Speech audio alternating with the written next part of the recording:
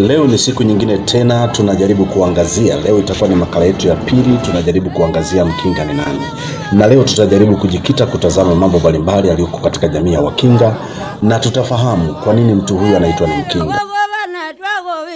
Huyu mtu anaitwa ni Mkinga kwa sababu ya lugha yao ya wakati wa zamani waliokuwa wanatumia katika tahadhari. Ujue jiografia ya Makete imezungukwa na milima. Kwa watu wengi walikuwa wanaishi katika maeneo ya milima.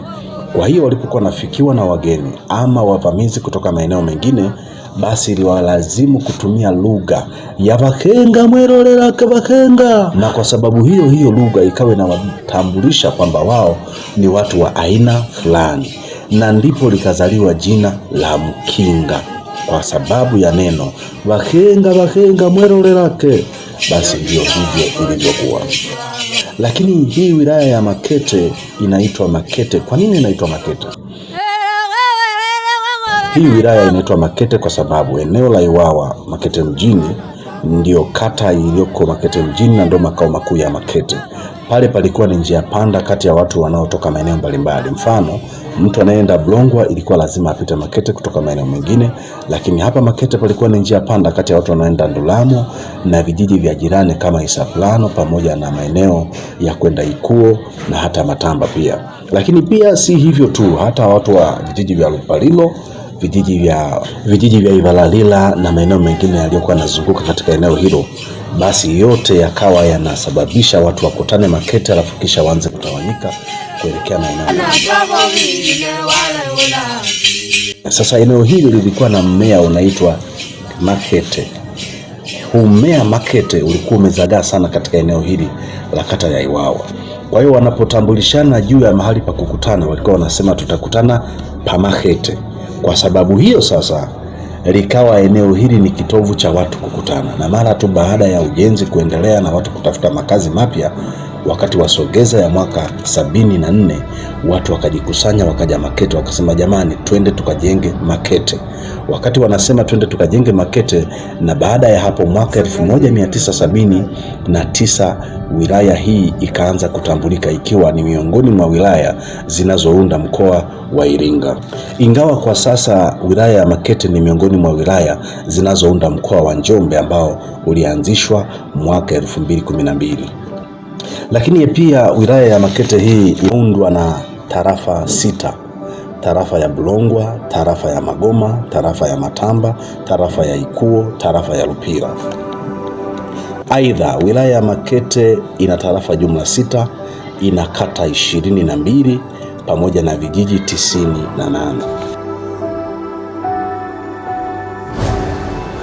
Wakinga pia wana ngoma yao ya asili ambayo inajulikana kama Kivirila, ambayo hii ngoma huwa inachezwa kwa mtindo wa kutengeneza duara, na wanaume wanaopiga ngoma wanakuwa katikati ya duara na wanawake wanakuwa wakizunguka eneo hilo, na wanaume pia huku wamevaa njuga zinazotikiswa na kusikika vizuri kama jigijigi, kama zile kengele za mbwa. Hii ilikuwa ni ngoma yao ya asili na mpaka sasa wanadumisha. Kuna baadhi ya nyimbo zinaitwa Kipango na Kivirila, nazo zinachezwa kwa mtindo huo. Kwa Wakinga ndivyo walivyo. Na aidha pia wilaya ya Makete toka imeanzishwa ina jumla ya umri wa miaka 47. Katika kipindi chote cha miaka hii 47 wilaya ya Makete pia imekuwa na wabunge 5, ambapo mbunge wa kwanza alikuwa anaitwa Tunte Mikesanga ambaye alianza kazi yake ya ubunge mwaka 1979 mpaka mwaka 1997. Huyu alifariki baada ya kupata maradhi ya moyo na alifia katika hospitali ya Aga Khan jijini Dar es Salaam. Mbunge wa pili anaitwa Dr. Hasi Kitine. Huyu alianza ubunge katika jimbo la Makete katika mwaka ule wa 1997 na akakomea mwaka ule wa 2005, na huyu pia amewahi kuwa mkuu wa usalama wa taifa nchini Tanzania. Na baada yake alikuja mbunge mwingine ambaye aliitwa Dr. Benedict Satano Mahenge. Huyu pia alikuwa mbunge kuanzia mwaka ule wa 2005 mpaka 2015.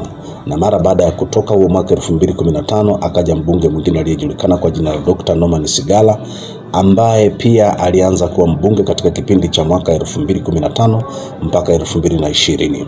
Lakini baada yake alikuja mbunge mwingine aliyejulikana kwa jina la Festo Sanga, ambaye huyu pia alianza kutawala kazi ya ubunge katika jimbo la Makete kuanzia mwaka ule wa 2020 mpaka sasa 2026. Aidha, mazao ya biashara yanayopatikana katika wilaya ya Makete ni pamoja na pareto, ambayo wakati wa uanzishaji wa vijiji vya ujamaa wakati huo lilikuwa ni zao muhimu la biashara ambalo lilikuwa linahimizwa kwa wanavijiji ili waweze kulima. Kwa hiyo ilikuwa ni pareto, lakini pia kulikuwa na zao la miti ya mbao ambayo pamoja na shirika la Hima ambayo makao makuu yake yalikuwa ni Bulongwa, walikuwa wanahimiza pia watu kufanya miti ya matunda na miti ya mbao. Lakini pia ni wakulima wa viazi mviringo ambavyo hivi vinajulikana kama ndosani. Lakini pia wana matunda mbalimbali ambayo yapo yanapatikana huko kama berini, mandini pamoja na vindusongu ambavyo hivi pia vinapatikana katika wilaya hiyo ya Makete. Pamoja na hayo yote, Wakinga pia wanajishughulisha na biashara za masafa marefu. Tunasema masafa marefu kwa sababu walikuwa wanatembea kwa miguu zaidi ya kilomita 80 kwenda Ziwa Nyasa kubeba vyungu na kisha kuvileta na kuvisambaza katika ukanda wa vijiji vya Makete na vijiji vingine vilivyokuwa jirani na wilaya hiyo. Lakini pia walikuwa wanashuka maeneo ya Ngieki umbali mrefu wa kilomita kama 47 hivi, wakienda huko wakibeba mihogo, miwa pamoja na mchere, wanakuja kuunga na kuishi kufanya biashara katika maeneo yao.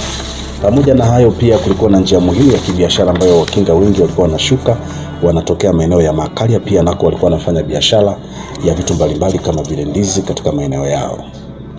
Kutokana na ugumu wa safari hizo za kusafiri umbali mrefu kutoka maeneo ya huku nyanda za juu kusini, hususan katika milima Livingstone kushuka huko chini, kukawa kuna hapa umaarufu wa Wakinga kwamba ni wafanyabiashara maalumu ambao wanaweza kuhimili vikwazo, hususan kitazama njia wanazopita na ugumu wa njia hizo. Kitendo hicho kikawa kimewajengea uzoefu zaidi kiasi ambacho wakitoka katika maeneo yao ya Makete wakienda maeneo mengine, wanaona ni rahisi sana kufanya kazi kwa sababu mazingira ni rafiki, yanatofautiana sana na ugumu pamoja na mazingira waliokuwa yanakabiliwa huko kwao Makete. Makete ni wilaya inayozungukwa na milima mbalimbali, hususan milima Livingstone, hivyo kila eneo unalotaka kwenda itakugharimu kuchukua nafasi ya kutembea ama kutumia usafiri. Kipindi hicho walikuwa wanatembea kwa miguu na safari zao zilikuwa ngumu sana kwa sababu njia hizo zilikuwa ngumu na kupita na vitu ilikuwa ni kazi sana. Na ndio maana Wakinga wengi waliamua wanahama sana kutoka Makete kwenda maeneo mengine kutafuta makazi mapya. Na wakifika huko hawafanyi mchezo, maana wanajua wakifika huko wakifanya mchezo watalazimika kurudi kijijini, na wakirudi kijijini mazingira yao ni magumu yanayopelekea wasione ufanisi katika utendaji wao. Elimu. Wakinga elimu pia ni nyenzo muhimu katika maisha yao, na wao walidili sana kujua kusoma na kuandika. Lakini mlango wao mkuu wa elimu ulikuwa ni kutokana na mwingiliano wa watu wa kusini, hususan watu wa kusini watu wa kule Konde, watu wa Konde ambao walikuwa ni Wanyakyusa, kwa sababu eneo la Tukuyu pia lilikuwa limetawaliwa na wamishonari pia. Na huku Bulongwa kwetu wamishonari walifika mwaka ule wa 1898 walifika wamishonari wa kwanza katika vijiji vya Madihani, na wakafanya makao maeneo ya Bulongwa, na wakafanya Bulongwa ibadilike iwe kubwa na nzuri. Wakajenga shule na hospitali ambayo mpaka sasa hivi katika hospitali ya Bulongwa tunacho chuo kikuu cha waganga wa meno katika eneo hilo la Bulongwa. Na kwa sababu hiyo tayari ikawa imeleta mapinduzi makubwa katika sera za kijamii pamoja na mambo ya imani. Na kanisa la Kiinjili la Kilutheri Tanzania limechangia kwa kiwango kikubwa sana kubadilisha jamii ya watu wa Makete kupitia wamishonari wa kwanza ambao mpaka sasa huwa wanakuja kila mwaka kwa ajili ya kutembelea maeneo yao ya asili kwa ajili ya babu zao na ndugu zao ambao walikuwa wa kwanza kabisa kuleta elimu na miundombinu ya kisasa na mazingira ya utafutaji katika siku hizo za utafiti, walipokuwa wakifanya utafiti katika mlima Livingstone, na makao yao makuu yalikuwa huko Bulongwa. Na huko Bulongwa kulipata maendeleo mapema zaidi, na watu wa Bulongwa walistarambika kutoka kwenye jamii zao za kuabudu mizimu na miungu na matambiko, wakaacha mambo hayo na wakasalia katika imani ya Kikristo ya Kilutheri. Na ndio maana mpaka sasa hivi makao makuu ya Dayosisi ya Kusini Kati yalianzia Bulongwa, na baadaye Askofu Manyewa alikuja kuyahamishia na kuyaleta hapa Makete mjini.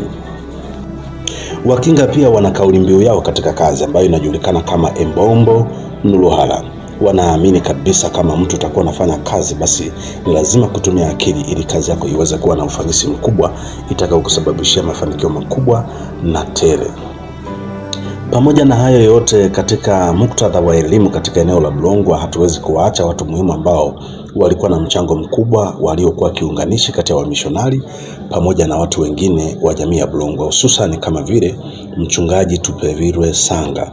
Huyu ni mchungaji wa kwanza wa kanisa la Kiinjili la Kilutheri Tanzania eneo la Bulongwa, ambaye huyu alifanya kazi kwa ukaribu na wamishonari na akafanya kazi vizuri. Lakini baada yake hili eneo la Makete likapata kuwa diocese, ambayo diocese hii askofu wake wa kwanza alikuwa anaitwa Solomon Yeremia Swalo.